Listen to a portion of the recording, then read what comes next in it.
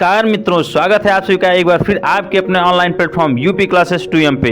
UP classes 2M द्वारा चलाई जा रही सामान्य विज्ञान की इस विशेष श्रृंखला में विज्ञान के उन समस्त महत्वपूर्ण प्रश्नों का निचोड़ शामिल किया गया है जो आपकी सभी प्रतियोगी परीक्षाएं जैसे यूपी टेट, सुपर टेट, लेखपाल, पीटी, यूपी पुलिस व अन्य प्रतियोगी परीक्षाओं में पूछे जाते हैं। देर किस बात की मित्रों, सब्सक्राइब कर लीजिए हमारे चैनल को और बने रहिए अंत तक हमारे साथ, क्योंकि एक एक महत्वपूर्ण प्रश्नों पर हम चर्चा करेंगे और प्रश्न से संबंधित उन महत्वपूर्ण बिंदुओं पर भी हम चर्चा करेंगे जिससे संबंधित प्रश्न बनाए जाते हैं। तो चलिए क्लास स्टार्ट करने से पहले एक छोटा सा रिक्वेस्ट, यदि आप हमारे चैनल पर नए हैं और चैनल को सब्सक्राइब नहीं किया है तो हमारे चैनल को सब्सक्राइब करिए और बेल आइकन को प्रेस कर लीजिए, जिससे हर दिन की एक महत्वपूर्ण क्लास आप तक पहुंच सके, क्योंकि हमारा उद्देश्य आपका सिलेक्शन। आज अपने पहले प्रश्न पे, आज का हमारा पहला प्रश्न है, वह ऊतक जो एक हड्डी को दूसरी हड्डी से जोड़ता है कहलाता है। तो बताइए कि जो ऊतक होता है जो एक हड्डी को दूसरी हड्डी से जोड़ता है उसे क्या कहते हैं। विकल्प हमारे हैं वसामय ऊतक, उपास्थि, उपकला या स्नायु। तो बताइए, आपको बताएं तो वह ऊतक जो एक हड्डी को दूसरी हड्डी से जोड़ता है उसे स्नायु या लिगामेंट कहते हैं। उसे स्नायु या लिगामेंट भी कहते हैं, लिगामेंट कहते हैं, लिगामेंट। अगर शरीर की सबसे छोटी इकाई की बात करें तो वह कोशिका होती है। कोशिका, सेल्स जो होते हैं, उन्हीं कोशिकाओं से मिलकर हमारा ऊतक बनता है। तो पूछ रहा है कि वही ऊतक, वह ऊतक कौन सा होता है जो एक हड्डी को दूसरे हड्डी से जोड़ता है, तो उसे लिगामेंट या स्नायु कहते हैं। इसका हमारा सही विकल्प है विकल्प डी, स्नायु। अगले प्रश्न में चलते हैं। अगला प्रश्न हमारा है, एंजाइम रासायनिक रूप से होते हैं। तो आपको पता है कि एंजाइम जो होते हैं वह रासायनिक रूप से क्या होते हैं। विकल्प हमारे हैं लिपिड, अम्ल, प्रोटीन या कार्बोहाइड्रेट। तो आपको बताएं तो एंजाइम रासायनिक रूप से प्रोटीन के बने होते हैं। अगर एंजाइम के बारे में आपको थोड़ा बताएं तो एंजाइम वो होते हैं जो भोजन का पाचन स्वयं तो नहीं करते, लेकिन भोजन के पाचन में क्या होते हैं, सहायक होते हैं, सहायक होते हैं या उत्प्रेरक का काम करते हैं। किसके बने होते हैं, तो ये प्रोटीन के बने होते हैं। एंजाइम जो होते हैं वह प्रोटीन के बने होते हैं। इसका हमारा सही विकल्प है विकल्प सी, प्रोटीन। अगले प्रश्न पे चलते हैं। अगला प्रश्न हमारा है, कालरा रोग होता है। आपको बताना है कि कालरा रोग किसके द्वारा होता है। विकल्प हमारे हैं बैक्टीरिया द्वारा, वायरस द्वारा, कीटों द्वारा या जल द्वारा। चलिए बताइए मित्रों फटाफट कि कालरा रोग किसके द्वारा होता है। विकल्प आपके सामने है। तो आपको बताएं, कालरा जो होता है वो विब्रियो कॉलेरी नामक बैक्टीरिया संक्रमण से होता है। किसके कारण होता है, तो यह बैक्टीरिया के कारण होता है। अगर बैक्टीरिया का नाम पूछा जाए तो किस बैक्टीरिया के कारण होता है, तो विब्रियो कॉलेरी, विब्रियो कॉलेरी नामक। यह भी प्रश्न पूछ सकता है कि कालरा जो होता है वह किस बैक्टीरिया के द्वारा होता है। तो कालरा जो होता है वह विब्रियो कॉलेरी नामक बैक्टीरिया के कारण होता है। इस बैक्टीरिया का क्या नाम है, विब्रियो कॉलेरी, और यह क्या है, एक बैक्टीरिया के द्वारा होने वाला रोग है। अगर हम वायरस की बात करें तो कोरोना जो था अभी हमारा, वह किसके द्वारा होता था, तो हमारा वायरस के द्वारा होता था। अगले प्रश्न पे चलते हैं। अगला प्रश्न हमारा है कि बांझपन रोधी विटामिन है। आपको बताना है कि जो बांझपन रोधी है वह किस विटामिन से होता है। विटामिन आपका ई, विटामिन बी, विटामिन ए या विटामिन के। तो बताइए, बांझपन रोधी विटामिन कौन सा है। अगर आपको विटामिन ए के बारे में बताएं तो विटामिन ए का रासायनिक नाम रेटिनॉल होता है। यह भी प्रश्न पूछा जाता है कि विटामिन ए का रासायनिक नाम क्या है। तो विटामिन ए का रासायनिक नाम क्या है मित्रों, रेटिनॉल है। और इससे रोग कौन सा होता है, तो इससे रतौंधी रोग होता है।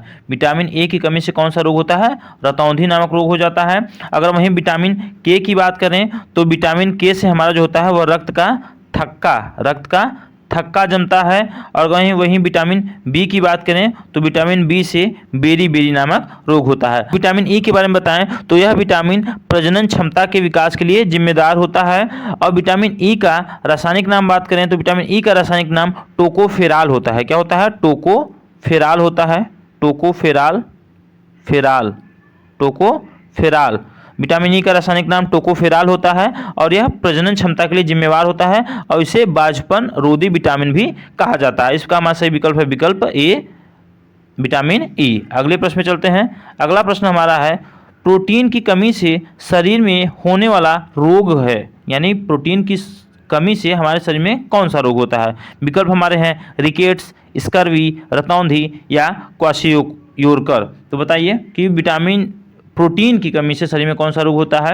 अभी हमने आपको बताया कि जो रतौंधी होता है वह विटामिन ए की कमी से होता है। अगर वहीं विटामिन सी की बात करें तो कल के प्रश्नों में हमने इस पर काफ़ी चर्चा किया है कि स्कर्वी रोग जो होता है वह विटामिन सी की कमी से होता है। कल के प्रश्नों में हमने ये भी चर्चा किया है कि विटामिन सी का प्रमुख स्रोत कौन कौन सा है। अगर वहीं रिकेट्स के बारे में बात करें, रिकेट्स या सूखा रोग भी इसे बोलते हैं, रिकेट्स या सूखा रोग, तो यह विटामिन डी की कमी से होता है। अगर वहीं प्रोटीन की कमी से बात करें तो क्वाशियोरकर जो बीमारी होती है, रोग होता है, वह किसके कारण होता है, तो यह प्रोटीन के कारण होता है, प्रोटीन की कमी से होता है। अगले प्रश्न पे चलते हैं। अगला प्रश्न हमारा है रक्त लाल दिखाई देने का कारण होता है, यानी जो हमारा रक्त लाल होता है उसका कारण क्या होता है। प्लाज्मा होता है, हीमोग्लोबिन होता है, प्रोटीन होता है, विटामिन होता है। तो बताइए, काफ़ी महत्वपूर्ण प्रश्न है और अक्सर परीक्षाओं में भी पूछा जाता है कि रक्त लाल किसके कारण होता है। तो यह आसान सा भी प्रश्न है, तो इस प्रश्न का सही जवाब है हीमोग्लोबिन।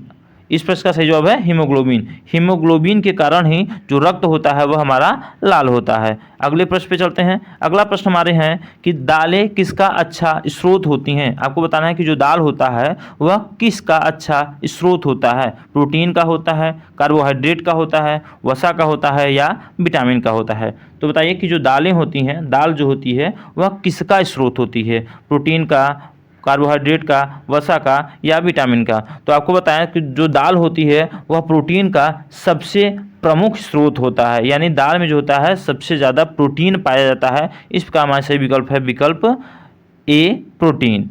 विकल्प ए, प्रोटीन। जो दाल होता है वह किसका स्रोत होता है, प्रोटीन का होता है। अगले प्रश्न में चलते हैं। आज का 8वां प्रश्न हमारा, ईसीजी का प्रयोग किस रोग के निर्णय के लिए किया जाता है। जो ईसीजी होता है पूछा किस रोग के निर्णय के लिए या किस रोग का पता लगाने के लिए किया जाता है। विकल्प हमारे हैं मस्तिष्क की कमजोरी, हृदय की कमजोरी, गुर्दे की खराबी या पेट की बीमारी। तो बताइए ईसीजी का प्रयोग क्या पता लगाने के लिए किया जाता है, किस रोग का पता लगाने के लिए। तो आपको बता दें तो ईसीजी का प्रयोग जो होता है वह हृदय की कमजोरी का पता लगाने के लिए होता है। ईसीजी यानी इलेक्ट्रोकार्डियोग्राफी। और यह क्या करता है, तो यह हृदय की गति का पता लगाता है। ये हृदय की गति के जांच के लिए किया जाता है। ईसीजी जो होता है वो हृदय की गति के जांच के लिए किया जाता है। इसका हमारा सही विकल्प है विकल्प बी, हृदय की कमजोरी। अगले प्रश्न में चलते हैं। अगला प्रश्न हमारा है रक्त में किसकी अधिकता से ब्लू बेबी सिंड्रोम नामक बीमारी होती है। तो बताइए कि ब्लू बेबी सिंड्रोम किसके कारण होता है, कि रक्त में किस चीज़ की अधिकता हो जाती है। तो ब्लू बेबी सिंड्रोम नामक रोग हो जाता है। आयरन की कमी, मिथिमोग्लोबिन की कमी या नाइट्रेट की अधिकता या लेड की अधिकता, यानी इसमें से किसकी अधिकता हो जाए। ब्लू बेबी सिंड्रोम के बारे में बताएं तो यह बच्चों में होता है। इससे जो बच्चों के होठ व शरीर का रंग होता है वह नीला पड़ जाता है और यह जल में नाइट्रेट की मात्रा अधिक हो जाने के कारण होती है। जब जल में नाइट्रेट की मात्रा अधिक हो जाती है तो यह हीमोग्लोबिन से क्रिया करके उसकी ऑक्सीजन परिवहन की जो क्षमता होती है उसको कम कर देती है, जिससे श्वसन क्रिया जो होती है वह सुचारू रूप से संचालित नहीं हो पाती है और जो बच्चों के ओठ व शरीर होते हैं वह नीला पड़ जाता है। यानी यह किस में होता है, बच्चों में होता है। इसमें होठ जो होता है और शरीर जो होता है बच्चों का वह क्या पड़ जाता है, नीला पड़ जाता है। यह नाइट्रेट की अधिकता के कारण होता है।